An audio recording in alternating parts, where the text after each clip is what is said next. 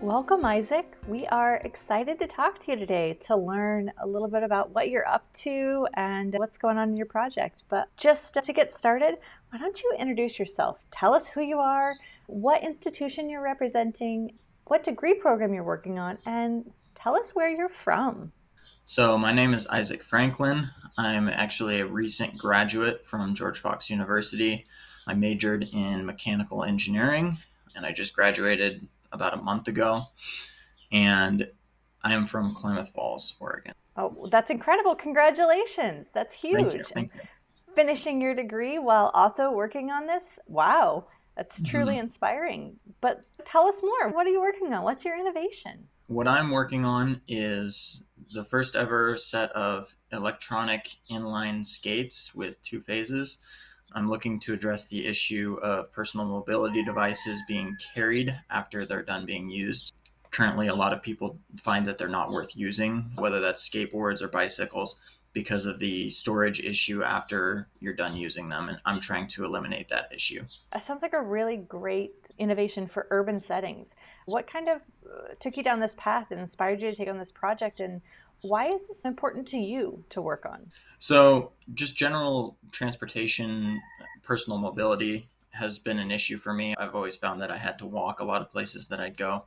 And I also found that I would end up driving my car, even just short distances, to get to where I needed to go faster, which is not exactly the most convenient. And it's also not exactly the most environmentally friendly way of getting around, but it makes it worthwhile if you can get around faster. And so I lived off of my campus just like a mile or so, and it was too far to walk. And when I got to campus, I didn't want to have to tie my bicycle up or a skateboard to carry it around or whatever. And so I began about 6 months ago brainstorming the idea that maybe you could make a device that would allow you to get place at the speed of something like a bicycle or a longboard or something like that, but not have that carry issue of needing to store it after its use. And so it's partially inspired by just my own desire to get around faster without the need to have that extra inconvenience of something else to carry. But it's also been inspired by lots of research on various different technologies that currently exist. And I just found that they didn't really meet the needs that I wanted to meet. And so I've decided I want to try to tackle that myself. That's incredible. We love to see innovators who who are solving problems that they first see in their own lives. You're your very first customer. I love it. We love hearing that. As you're working through this, what are some of the really big challenges and obstacles that you foresee having to overcome? As a solo founder, I currently have no other team members. So I'd say one of the big challenges that we're going to have to overcome is actually recruiting the right talent to come in and do the jobs that I personally can't do or don't have the time to learn how to do. It's a pretty complex project. And there's a lot of different elements that I will personally not be responsible for because I just don't know how to do it. We're looking at building things into shoes and or maybe doing a shoe attachment.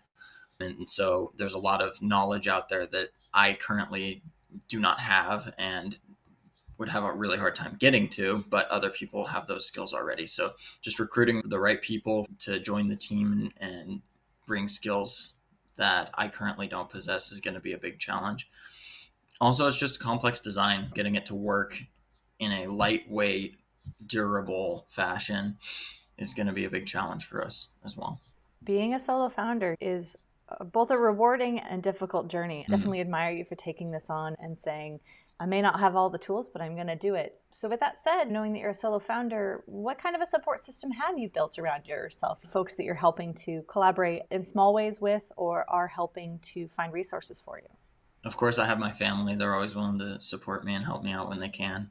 I also have a pretty good group of engineering friends that all do different things. So when I come across an issue that is maybe challenging or I'm just not sure what direction to go with, I tend to bounce it off of them because they know the technical challenges that come with making a design like this, but they also are going to bring a different perspective and a different set of skills. And so I tend to go to my previous peers from college, and they're a good support system for me. Regarding moving forward, I'm hoping that one of the big things I hope to get from Invent Oregon is the connections that I can build from people that are involved in the program and from people that are just coming to watch. one of the biggest things I hope to get out of the program is to be able to connect with people of different skill sets and with different experiences so that they can point me in the right direction or even join the team if they're interested. That was my next question. I wanted to know more about why you wanted to be a part of Invent Oregon and what you were hoping to get out of it.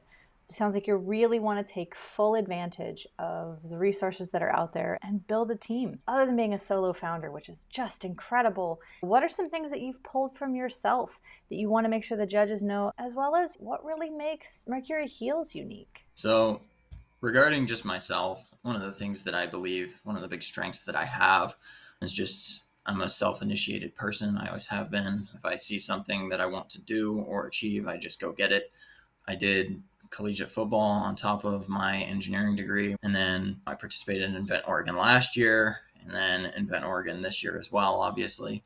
I've always been an overachiever when it comes to what I like to try to accomplish. And so I take a lot onto myself, which I guess is probably why I'm a solo founder and at this point and don't have partners. Of course, that's not going to stay that way, but I guess that's what makes me unique and sets me apart from my peers is just my independence in that sense of just being able to self-initiate and get things done on my own. What sets Mercury Heels apart from other competition is the ultra compactness of it and the ability to have a hands-free storage of the device. Every other competitive personal mobility device out there either needs to be locked up or picked up and carried when you're done with it, whether it's a bicycle or an electric longboard. We're looking to be able to go the same speeds as those things without the storage issue and without having any burden of carrying it around or locking it up. And the idea that we're coming with here is that you shouldn't need to carry that device. It shouldn't be an extra burden on you when you're not using it. So instead, we're looking to eliminate that issue completely with our new design.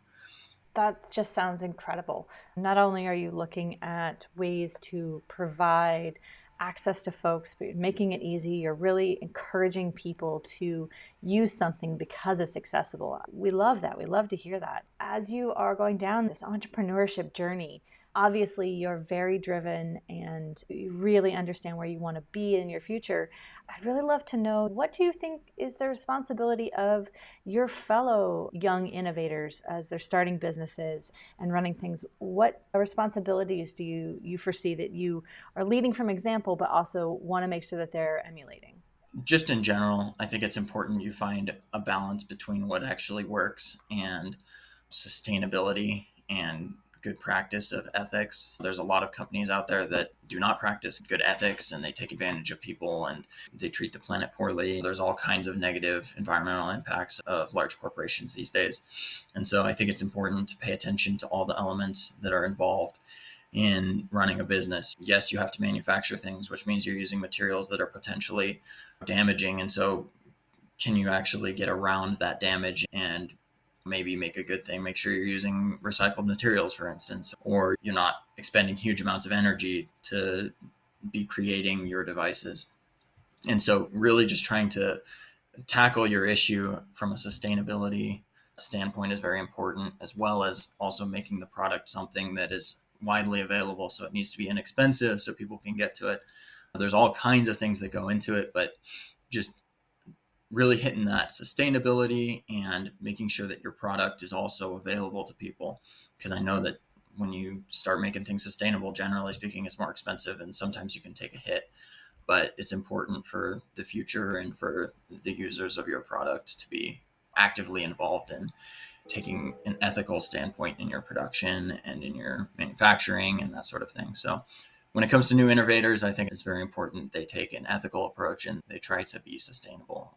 That is incredible. I truly hope that all of your fellow InventOR Oregon competitors from this year take that same stance of really relying on their own ethics to make changes. This is fantastic, Isaac. Thank you so much for being with us today. We cannot wait to see what comes from Mercury Heels. We can't wait to see you at the InventOR Oregon finals and everything that's down the road for you. Thank you so much.